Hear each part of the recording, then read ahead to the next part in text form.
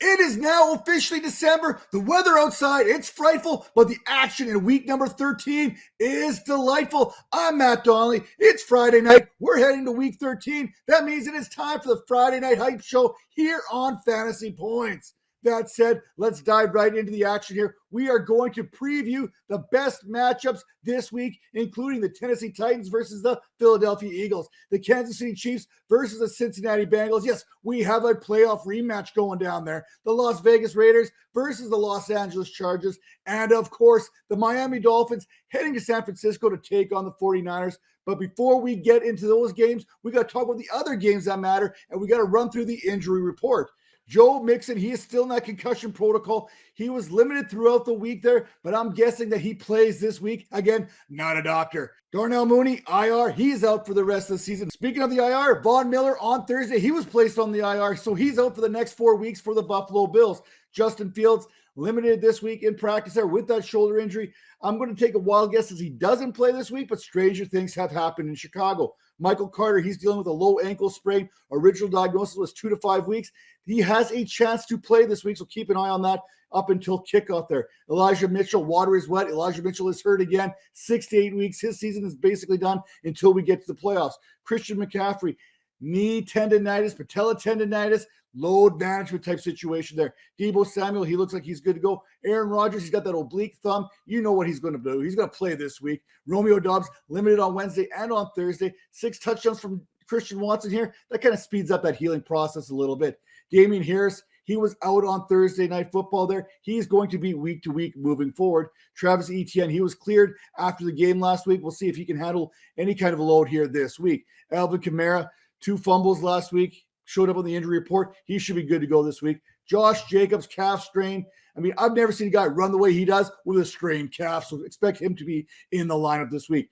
Jamar Chase, return to action this week after dealing with that hairline hip fracture. He's good to go. Antonio Gibson, though, however, he showed up on the injury report here on Thursday with a foot injury, missing practice. Najee Harris is doubtful this week with that abdomen injury there, so don't expect him to play. But Jaylen Warren, he's been cleared to go there dealing with that hamstring injury. If you want to make sure you are following along with all these injuries, make sure you're checking out our very own DPT Edwin Porras there and the Fantasy Points podcast for the latest injury updates ahead of week number 13's action. Speaking of action, let's get into some of these other games here first, starting with Pittsburgh at Atlanta. George Pickens, he is going to be a problem 20 yards down the field or deeper. I mean, you want a deep threat? How about George Pickens? He leads all rookies with 10 receptions and 285 yards on those deep balls. And the Falcons, they are allowing the second most receiving yards this season to receivers, 2,140, and the 4th most fantasy points per game there at 39.4.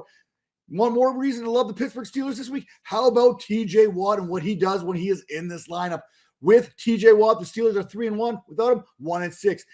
11 takeaways versus 5 takeaways. And in the sack department with TJ Watt, Pittsburgh gets after it, 14 sacks to only 8 without him.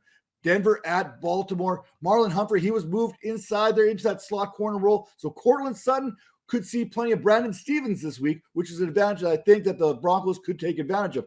For the Ravens, they're hoping to see more of Ronnie Staley this week as he has a potential to return, which means a big boost for this Ravens offense. Ding, ding, ding, ding, ding. We have a revenge alert here as Latavius Murray, he played for the Ravens back in 2021. Like basically every game that Latavius Murray plays is a revenge game. But look, hey, he's going to be ready for this contest as well. Green Bay at Chicago. Aaron Rodgers, he likely suits up this week, but it was interesting to hear him say earlier in the week that he wouldn't be opposed to sitting out. But then again, when you are the owner of the Bears, you need to make an appearance. Economia St. Brown faces his former team, although facing the Packers the second time around the season really kind of takes the revenge narrative off the table. Jacksonville at Detroit. Pew, pew, pew, pew. We have another revenge game here in the NFL, and we got so many revenge narratives across the board, including DJ Chark facing off against his old squad there from Duval County. Remember, DJ Chark was a Pro Bowler back in his Jaguars days. Now, Jamal Williams now has 13 rushing touchdowns. Only Hall of Famer there, Barry Sanders, who's had 16 in 91 and 14 in 1989, has had more rushing touchdowns in a full season with this Detroit Lions club than what Williams has had this season. He's only had 13 career rushing touchdowns entering this year. What do Taylor and DeAndre Swift have in common? Both of them can start writing about heartbreak after this season.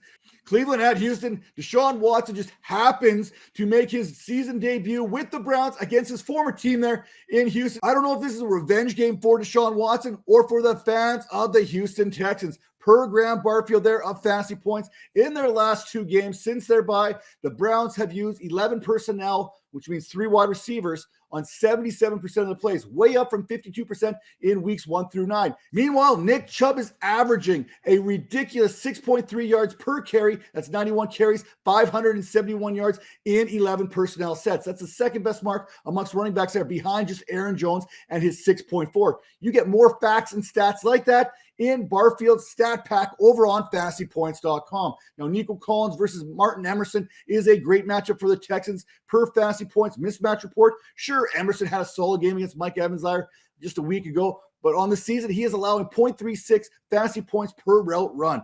Next up, New York at Minnesota. Justin Jefferson, he just passed Randy Moss and Odell Beckham Jr. for the most receiving yards through 3 seasons in NFL history. He's now got 4,203, and we're only in week number 13. He's still got some games to play this year.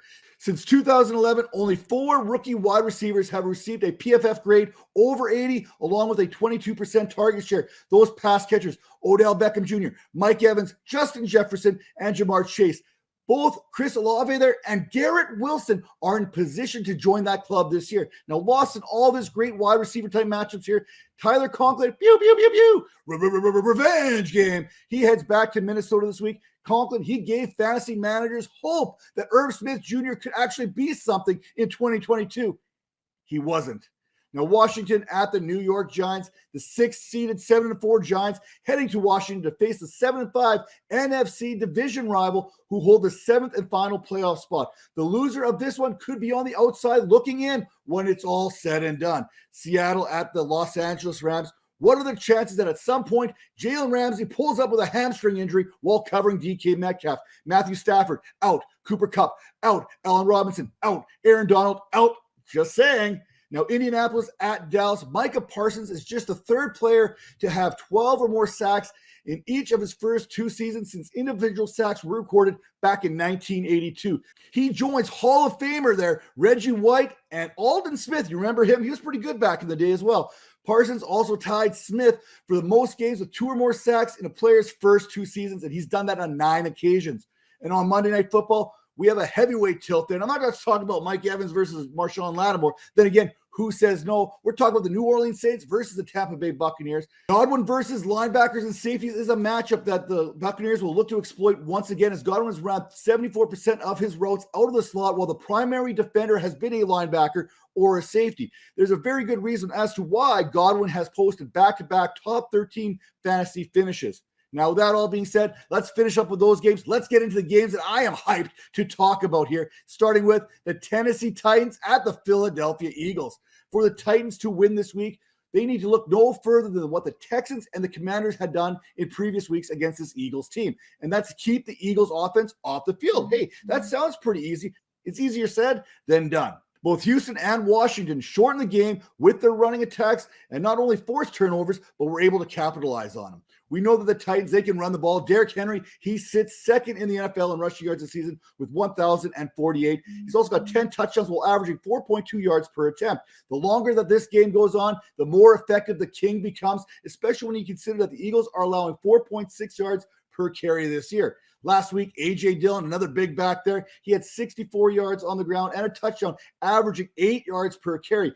You have to think that the Titans saw that and figured, hey, if the Packers thumper can get that done, you know what? Why do we even need to throw? Well, when you have one of the more efficient passers in today's game there under center, you can mix things up. In 2 of the previous 3 contests, Tannehill, he's found himself inside the top 12 as far as fantasy quarterbacks are concerned. As good as the Eagles' pass defense has been, the combination of Derrick Henry and Ryan Tannehill may keep them off balance, especially if Tannehill continues with his impressive yards per attempt, which has been the 2nd best over the last few weeks.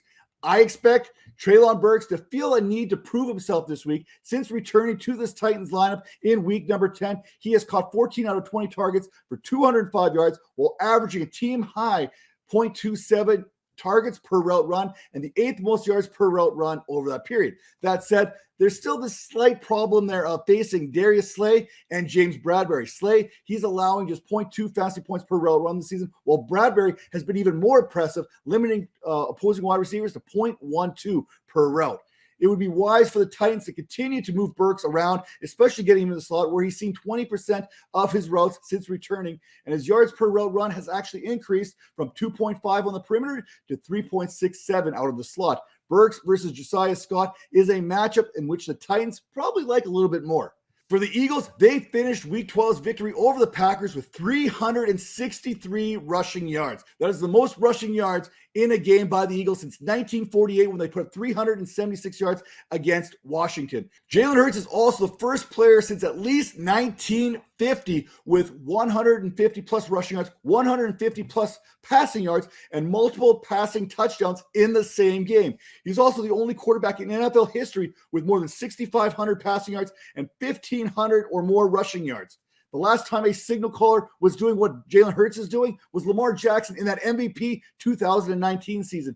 Needless to say, quarterbacks who were averaging 54 yards per game on the ground rushing and a 105 passer rating, they're pretty rare. It's a good thing that Jalen Hurts is a mobile quarterback there, as 3 Titans defenders, Danico Autry, Jeffrey Simmons, and Rashad Weaver, all have 5 sacks, and a 4th defender there in DeMarcus Walker is sitting at 4.5. Fantasy managers, they need this revenge game narrative to really kick into high gear this week. More than they need water, more than they need air to breathe. Since the start of Week 10, A.J. Brown has recorded just 14 receptions and 172 yards. He's got a couple of scores that time, but it's just not cutting it here. This is a game you have to feel that Brown has had circled on his calendar ever since the Titans dealt him to the Eagles and then replaced him with the draft pick they got in return. Now, the good news for both Brown and Devontae Smith, the Titans have allowed a 104.1 passer rating to wide receivers this season. And just last week, T. Higgins, he would go off for 114 receiving yards and a touchdown. Tennessee on the season is allowing just 21.9 rushing attempts per contest. However, they are allowing 42.9 passing attempts, which is something to keep an eye on here. Whether the Eagles want to pass it or run it, because we know that the Eagles can do both. Sorry, Treylon Burks, it's nothing personal, but I want to see Jalen Hurts force feed A.J. Brown, who has been battling through some injuries, but mostly because I am selfish and I need him to win a couple fantasy matchups this week. My weekly love for Miles Sanders cannot and will not be ignored. Sure, the Titans are allowing the 7th fewest fantasy points per game to backs this season. And since week number 7, they are in the top 5 in rushing success rate, rushing yards per game, and explosive run rate. But Miles Sanders is a good man with a family who's averaged 5 yards per carry over his career. And he's coming off a 24-touch, 160-yard performance last week. I will not give up on Miles Sanders. Game number 2 on the games that I am hyped for this week. How about Kansas City at Cincinnati? The last time that these teams met, it was the 2021 AFC Championship game, a game in which the Bengals punched their ticket to the Super Bowl with a 27-24 overtime victory. It was the second time last season in which the Bengals got the best of the Chiefs, as they also knocked them off in the second to last game of the regular season. For Kansas City, how good has Patrick Mahomes and Travis Kelce been? Not only this season, but in their careers. Patrick Mahomes now has 38 career games with 300-plus passing yards, the most by any player in their first 7 NFL seasons. Mahomes is just in his 6th season. Plenty of that can be attributed there to Kelce there, who's been doing it at a high level for a long, long time, as Kelce has the most receiving yards in a tight end's first 11 seasons in NFL history. Now, Kelce is basically in his 10th season because in his rookie year, he really didn't play. Neither played much those first rookie seasons. Let's be honest about it there. Kelce is just 82 yards away from 10,000 in his career, and he needs just 88 yards this week for his 7th consecutive 1,000-yard season. Kelce currently leads the league with 12 touchdown grabs there and 7th in receptions with 73 and 6th in receiving yards. The Chiefs really pivoted towards their tight ends last week as Juju Smith-Schuster saw a season-low 44% route participation, along with 14% targets per route and an 8% target share, while Sky Moore saw a 40% targets per route run rate. Maybe Smith-Schuster was just being eased back from his concussion, because as you look at the numbers throughout the season, he has a 19.4% target share and 21.2% of the team's air yards, as well as 2.05 yards per route run. He's also managed 10 red zone targets. This week, look for Eli Apple to be mainly responsible for coverage on Juju Smith-Schuster. I'm not sure how you slow Patrick Mahomes down. Last week, 320 passing yards and a touchdown against the Rams team, and he happened to spread the ball. 10 different pass catchers caught a pass there, and this was without Mecole Hardman or Kadarius Toney available to him. Last week against the Titans, the Bengals, they allowed Tannehill to average 8.6 yards per attempt and 291 yards, and since they lost Chidobe Awuzie, the Bengals pass defense, it has struggled. In case there was any doubt, rookie running back Isaiah Pacheco, he handled 85% of the rushing attempts, while Jet McKinnon was the primary option out of the passing game. Where does Melvin Gordon fit into all this? Well, we'll have to wait and see, but I'm guessing more than likely it's going to be more of a mentorship type role. That being said, Jet McKinnon there, he did show up on the injury report there on Thursday there, limited in practice. For the Bengals, the Glizzy Gobbler returns this week as the Bengals welcome Ja'Marr Chase back to the lineup just in time for this date with the Kansas City Chiefs. Back on January 2nd, 2022, Ja'Marr Chase set the rookie record for receiving yards in a game when he posted 11 catches for 266 yards and 3 touchdowns against this Chiefs team. He would then go on to score again on the Chiefs just a few weeks later in that AFC West Championship game. While the Bengals are happy to have Chase back, I'm sure T. Higgins, he proved himself to be every bit as good as the man who returns this week. In the last 2 games, Higgins, he had 16 receptions, 262 yards, and a touchdown while receiving a 29.1% target share over the last month. Well, with Chase missing the last 4 games, Joe Burrow would go on to complete 93 of 139 passing attempts for 1,063 yards, 8 touchdowns, 3 interceptions, including 270 yards and a touchdown, while averaging 7.3 yards per attempt last week against the Titans in another playoff rematch, which apparently the Bengals are kind of making that whole tour of the 2021 playoff schedule. With both Higgins and Chase back in the lineup, it's a good time to take a look at what these two have done together in their 23 games. Ja'Marr Chase, 124 receptions, 2,081 yards, 17 touchdowns on 191 targets. T. Higgins, slightly outdone, but hey, he's held his own. 118 receptions, 1,830 yards, 11 touchdowns on just 179 targets. That's 18.9 fantasy points per game for Ja'Marr Chase and 16 fantasy points per game for T. Higgins. And I think this Bengals team is just starting to heat up. Now, the Chiefs, they are allowing the 9th most fantasy points per game this season to opposing quarterbacks, allowing 18.6 per game. And that number was certainly helped out by facing Bryce Perkins there and the Rams last week. Kansas City, they have allowed 2,804 passing yards to date, which is the 10th most, and 22 touchdowns, which is trails only the Arizona Cardinals for the most in the league, while allowing a 99.2 passer rating and a 67% completion rate. In other news, Joe Mixon is still in concussion protocol, and his status for Sunday is still very much in the air. However, he did get limited practices there on Wednesday and Thursday. So if I'm a betting man, I'm saying he plays this week. Hopefully you didn't drop Samaje Perine just in case, because the Chiefs, they are allowing 23.5 fantasy points per game to the running back position. Now for the Raiders and the Chargers.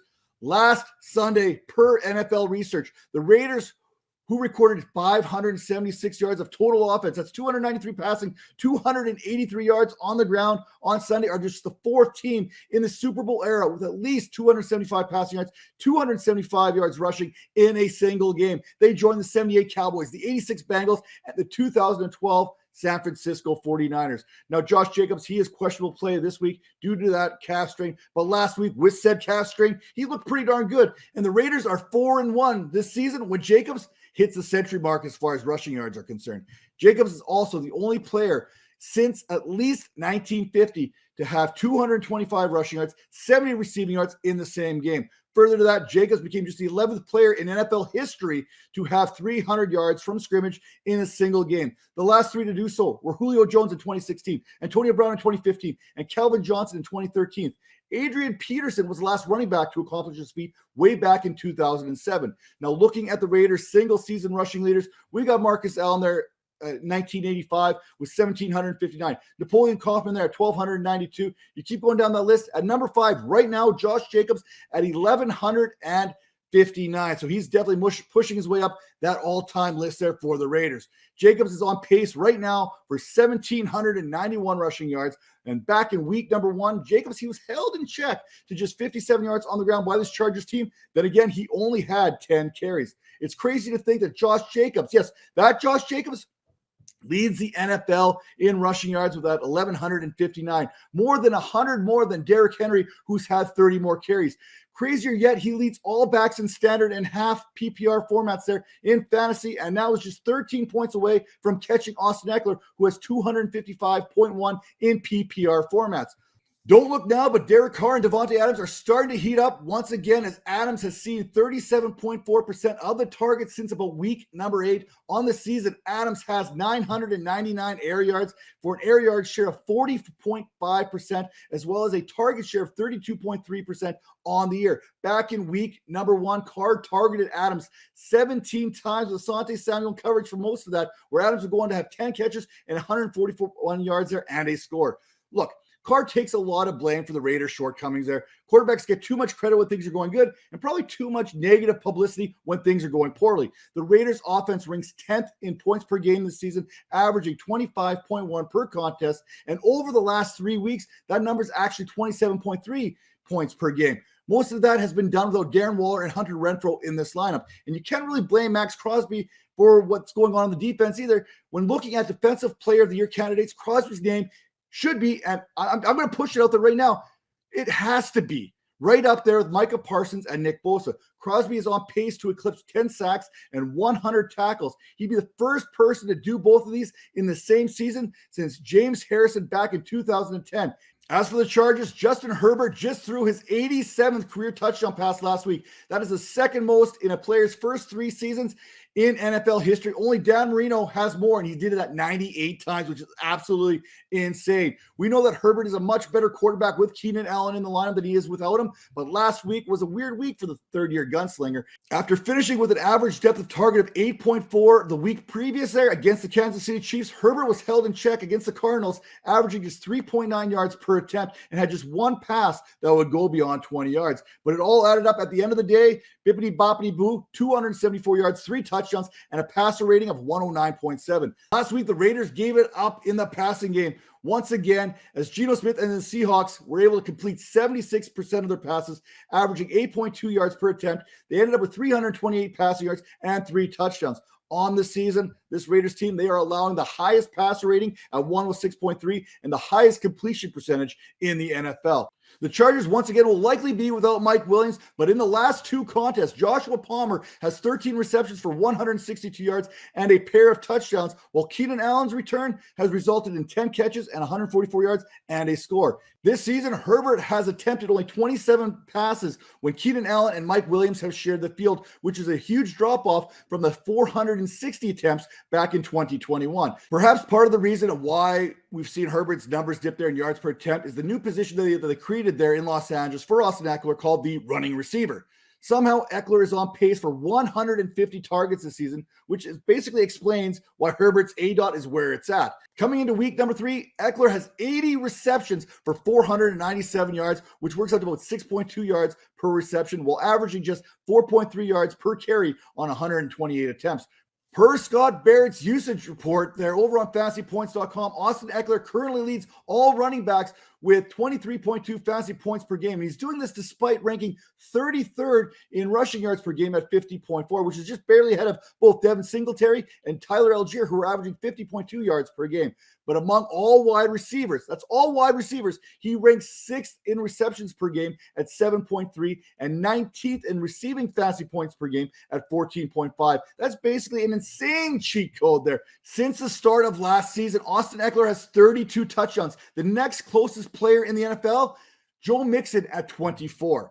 We could continue to talk about this Chargers offense, but when it all boils down to is the Chargers' ability to stop the run, which is something that they haven't been able to do, as they are allowing 5.6 yards per carry. And last week, James Conner, he ended up getting 120 yards there on the ground. So you have to feel pretty good about Josh Jacobs moving forward here, as long as the Raiders continue to use him properly. And finally, this game, it should be under the primetime lights, but it's not. This game should have been flexed. It is Miami at San Francisco. Last week, the Miami Dolphins, they put the Texans away early, taking a 30-point lead in the first half. And at one point, they actually had almost as many points there, 30, as the Texans had yards, 32. So that may help explain why both Tyreek Hill and Jalen Waddle were held under 100 yards receiving last week. Hill caught 6 of 9 passes for 85 yards, while Waddle, he pulled in 5 passes on 10 targets for the same 85 yards. Combined, the duo was responsible for 50% of the Dolphins' target share. The highest single-season passer rating on third down since play-by-play data has been tracked back in 1991. That currently belongs to Tua Tagovailoa, who has a 145.6 there. Meanwhile, Steve Young in 1994 was at 141.2, and Kurt Warner in 1999 was at 137.3. Tagovailoa, he currently sits second in completion rate over expectation since week number 7, just behind Patrick Mahomes, while he sits third in fantasy points per dropback behind Jalen Hurts and Justin Fields. Tagovailoa also leads the NFL in passer rating at 115.7 and yards per attempt at 9. If anyone can neutralize this 49ers pass rush, led by Nick Bosa and his 11.5 sacks, it's Mike McDaniels, who is also the same revenge tour as both Jeffrey Wilson and Raheem Mostert, and will be looking to match Kyle Shanahan play for play. My favorite mic'd up moment is McDaniels basically saying, "Stop me if I'm being foolish here, but I'm going to pass every play this drive." I'd expect plenty of touches for both Mostert there and Jeffrey Wilson, both of whom are looking to exact some of their own revenge on this 49ers team themselves, and plenty of misdirection this week. Can you blame McDaniels if he wants to pass the ball every single play? Miami has one of the most accurate passers in the league and 2 of the top receivers in the game today, as both sit inside the top 5 in receiving yards with 1,233 and 963 respectively. If you knew that Tyreek Hill was going to have over 1,200 yards receiving this season back in August, you would have been happy about that, let alone accomplishing this feat in just 11 contests. End of the day, McDaniels' offense is basically Shanahan's offense, except it's on steroids and has speed at every position. And just as a reminder, as the Dolphins face the 49ers this week, Miami essentially dealt Trey Lance to the 49ers for Jalen Waddle, Tyreek Hill, and Bradley Chubb. Now, turning our attention to the 49ers, since McCaffrey's arrival on campus, Deebo Samuel has seen a noticeable dip in production. Prior to McCaffrey's arrival, Samuel had only 1 week in which he had a target share below 25%, and it was barely below that threshold. He saw 23% that week. In 4 weeks in which McCaffrey has been in town, Samuel has seen his target share below 18% in 3 of those 4 contests. Now, we do know a couple things heading into this week. 1, Elijah Mitchell, he is sidelined for the next 6 to 8 weeks, which also means that water is wet. 2, we also know that Christian McCaffrey is dealing with some patella tendonitis, which will involve some sort of workload management. Jordan Mason, Tyron Davis-Price are the next backs up in San Francisco. With them being options, Samuel has a better chance to earn himself a few more opportunities. In the game, one game in which Christian McCaffrey played, in which Elijah Mitchell did not, he threw, caught, and ran a touchdown.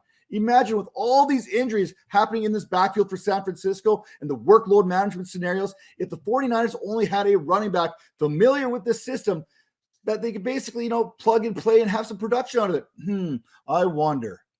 Maybe it doesn't matter this week anyway, because Christian Wilkins, he is basically in that middle there for the Miami Dolphins there, which has limited ball carriers to about 3.7 yards per attempt this season. Jimmy Garoppolo, he will look to get the balls into his playmakers' hands this week, as Samuel, George Kittle, and Christian McCaffrey there are all among the tops in their position in yards after contact. And Brandon Ayuk, hey, not to be outdone, he leads this team in receiving yards this season with 51 receptions, 652 yards, and 6 touchdowns. The main matchup inside the matchup, whatever you want to call, is the 49ers defense against this Dolphins offense. The 49ers defense, they're coming in off a shutout of the New Orleans Saints in a game in which they forced multiple turnovers, including 2 Alvin Kamara fumbles. Miami, they entered this contest as the 6th highest scoring offense in the NFL this season, averaging 25.6 points per game. And in their last 3 games, they've actually jumped that number to 34.7 points per game. And let's be honest, they basically shut her down at halftime against the Texans a week ago. Fun fact, Miami is actually scoring more on the road than they are home, as they're averaging 28 points per game on the road. Travarius Ward, he is going to be responsible for trying to contain Tyreek Hill or Jalen Waddle, as he has 9 passes defended this season and has allowed just a 68.5 passer rate. Ward and Hill will meet up for the first time since they were teammates in Kansas City. Now that you've heard from me, I want to hear from you. Get in the comments below. Let me know what the matchups, the headlines, what are you looking forward to here in week number 13? And as always, head to fantasypoints.com, enter promo code HYPE22. That's HYPE22. And that's going to get you 10% off that subscription. That subscription gets you access to the best minds in fantasy football, from articles to the Discord channel. You get access to the best of the best there. And make sure that you are subscribing to the Fantasy Points YouTube channel there. Hit that like, hit that subscribe button. Do what you got to do, because we have a full list of great shows each and every week, starting on Mondays there with the Monday grades, courtesy of Wes Huber, 9 a.m. Eastern. Tuesdays, plugged in DFS review with Scott Baird and JM to Win. That's coming at you at 2 p.m. Eastern on those Tuesdays. Wednesday, we have the midweek mailbag there with Nick Script. And Tuesdays through Fridays, 9 a.m. Eastern, make sure to grab a cup of Joe in the daily lineup with Joe Dolan. And of course, hey, it's Friday. You're right here, right now. The Friday Night Hype Show. It's coming at you at 8 p.m. Eastern every Friday night. And we'll see you next week.